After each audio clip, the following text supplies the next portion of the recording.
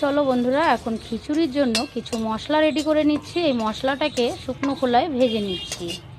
ভেজে একটা পাত্রে তুলে রাখবো, তারপরে মিক্সচারে গুঁড়ো করে এটা সবার লাস্টে দেব। মশলাটা ভাজা হয়ে গেছে, এখন একটা পাত্রে নামিয়ে নিচ্ছি। তেলটা গরম হয়ে গেছে, একটা পাত্রে দিয়ে দিলাম জিরা আর শুকনো লঙ্কা ফোড়ন। জিরা শুকনো লঙ্কাটা একটু ভাজা ভাজা হলে এর মধ্যে আদাটা আমি অ্যাড করে দেবো। এখানে গোবিন্দভোগ চাল আর ডালটা ধুয়ে ভালো করে একটু ভিজিয়ে রেখেছিলাম, রেডি হয়ে গেছে। দিয়ে দিলাম আদাটাও এভাবে একটু ভাজা ভাজা করে নেব।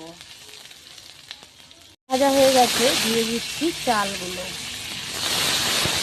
হয়ে গেছে, এবার এক এক করে বাকি মশলা।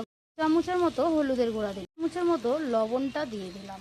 লবণটা পরে দিলেও চলতো, কিন্তু আমি আগে দিলাম যাতে খিচুড়িটা গলে না যায়, যেহেতু আমি এটা ঝরা খিচুড়ি বানাবো সেই জন্য।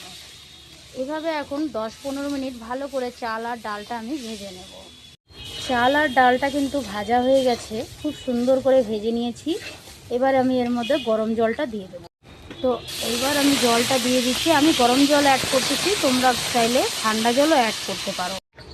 আমি কিন্তু জলটা আমার পরিমাণ অনুযায়ী দিয়েছি, জলটা আপনাদের অনুযায়ী দেবেন। এখন আমি এখানে 1.5 লিটারের মতো জল দিয়েছি। তো চলুন, এখন আমি খিচুড়িটা ভালো করে ফুটিয়ে নেব। 10-15 মিনিট পর ফিরে আসছি আপনাদের সঙ্গে আবার। তো দেখো বন্ধুরা, খিচুড়িটা কিন্তু ফুটে গেছে। পরে বরমশাই বলল খিচুড়িটা বলে ঝরা খিচুড়ি খাবে না, সেই জন্য আবার জলের পরিমাণটা একটু বেশি করে দিয়ে দিলাম। প্রায় হয়ে এসছে, আর একটু হবে খিচুড়িটা, তারপরে গুঁড়া মশলাটা দিয়ে দেবো। খিচুড়িটা রেডি হয়ে গেছে, এবার গুঁড়া মশলাটা দিয়ে দিচ্ছি। তো এখন খিচুড়িটাকে মশলাটা ভালো করে নেড়ে চেড়ে মিশিয়ে নেব, তারপরে একটু ঘি দিয়ে নামিয়ে দেবো খিচুড়িটাকে। এবার 10 মিনিটের জন্য ঢাকা দিয়ে রেখে দেবো। একটুখানি চিনি দিয়ে দিলাম।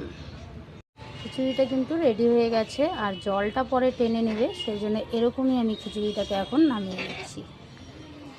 ভিডিওটা এখানে শেষ করলাম। কেমন লাগলো কমেন্টের মাধ্যমে অবশ্যই জানাবে। ও হ্যাঁ, আমি তো ভুলেই গেছি, ঘিটাই তো দিলাম না। দিলাম, ঘিয়ের পরিমাণটা একটু কমই দিয়েছি, বেশি দিইনি। তো চলো বন্ধুরা, ভিডিওটি এখানে শেষ করলাম। ভালো লাগলে কমেন্টে অবশ্যই জানিও।